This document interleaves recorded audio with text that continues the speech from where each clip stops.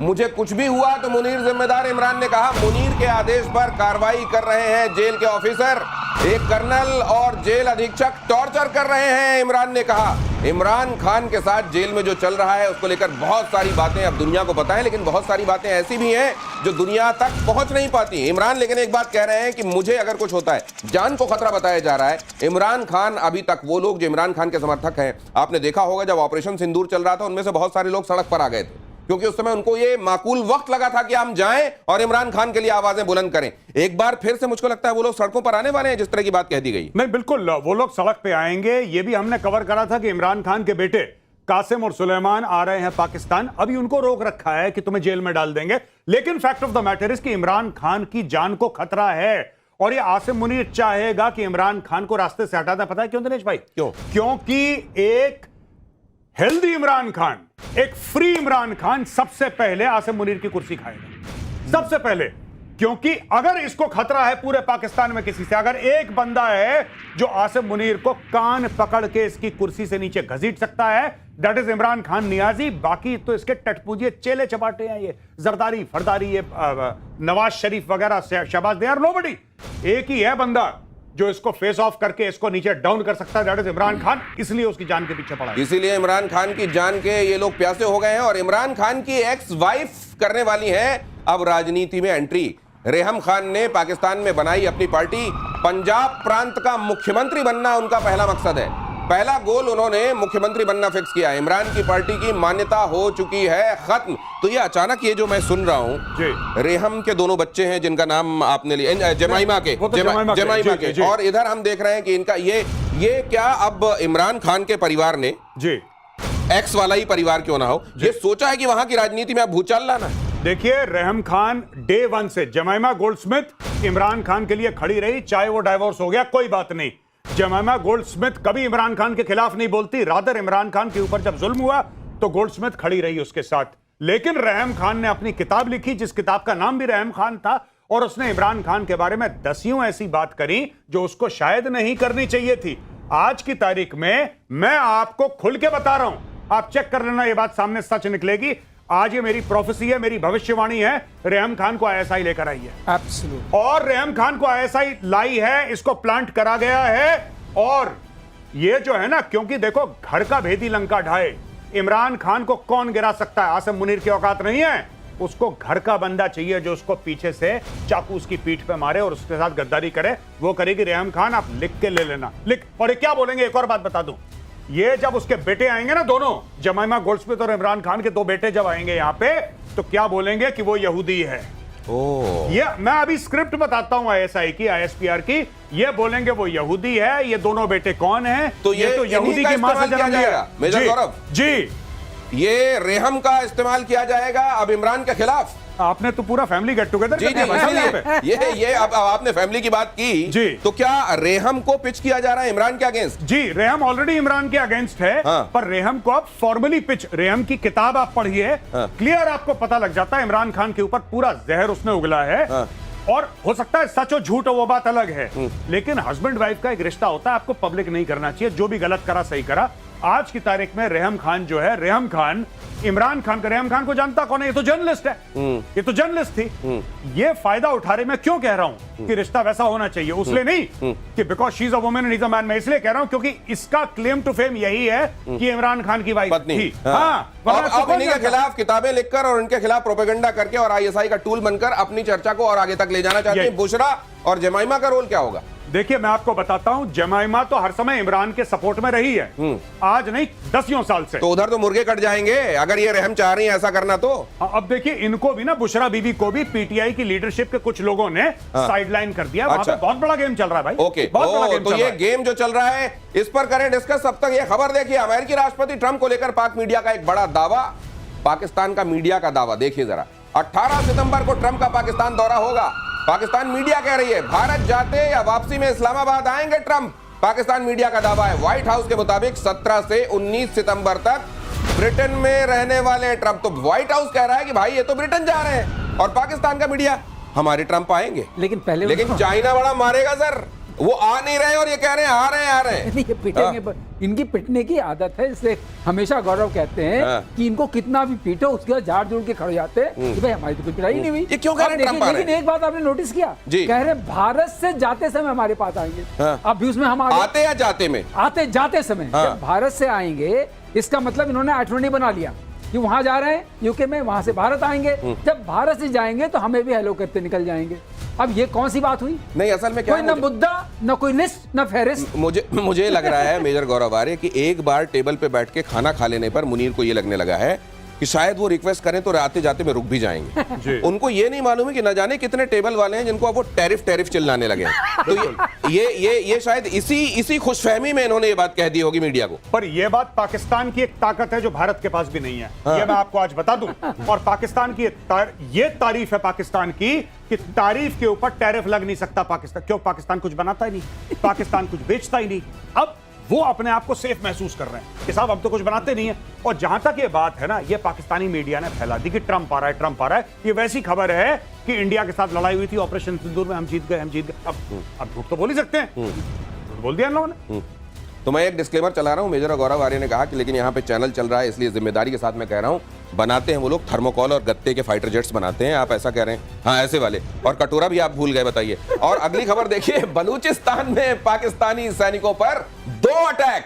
BLF ने major समेत 10 सैनिकों को मारा। क्वेटा कराची हाईवे और कलात में हमला, सैन्य वाहनों को टारगेट कर आईडी ब्लास्ट किया। ये लीजिए, यहां पर देखिए जरा क्या हो रहा है। और बता रहे थे मेजर गौरव आर्य कि उधर से अगर काफिला आ रहा होता है आर्मी का वहां की, तो जैसे ही देखता है बलूच खड़े हुए हैं, यू टर्न लेके वापस चला जाता है। ये लोग भाग जाते हैं और अब और तेज भागेंगे क्योंकि अब ये हो गया आईडी का अटैक। अच्छा, ये लोग क्या करते हैं बलूच ना, मैं बता रहा हूं, ये मैंने कभी ऐसा नहीं देखा। ये एक तो आईडी से पाकिस्तानी जो गाड़ियां हैं उसमें पाकिस्तानी सैनिक बैठे हैं, उनको उड़ाते हैं। ये देखिए ना सर, ये तस्वीरें, बल्कि दर्शकों को बता भी दीजिए यहाँ चल क्या रहा है। भाई साहब, उसका वीडियो भी बनाते हैं ये लोग। उसका ये बेचारे को देखो कितना ये लेकिन इस तरीके से ये कहीं वहां से गुजरने वाली ट्रेनें निशाना बन रही हैं। कहते हैं किसी एक बोगी में आर्मी के ऑफिसर्स को ले जा रहे, करीब 48 ऑफिसर्स थे, उनके ऊपर हमला हो गया। और कई खबरें तो वो लोग आने नहीं देना चाहते, इतनी पिटाई हो रही है वर्दी वालों की वहां। नहीं, वर्दी वालों की न सिर्फ पिटाई हो रही है, आज की तारीख में पाकिस्तानी आर्मी के अंदर एक किस्म का विद्रोह है। खुला विद्रोह नहीं है, लेकिन लोग पैसे खिला रहे हैं, लोग जमीनें अपनी बेच के पैसे इकट्ठा कर रहे हैं लाखों करोड़ों, और कह रहे हैं साहब बलूचिस्तान पोस्टिंग मत करवाना, बहुत बलोच मारता है, हम नहीं रिस्क ले सकते। और ये हो रहा है पाकिस्तान में। People are refusing to get posted to Balochistan.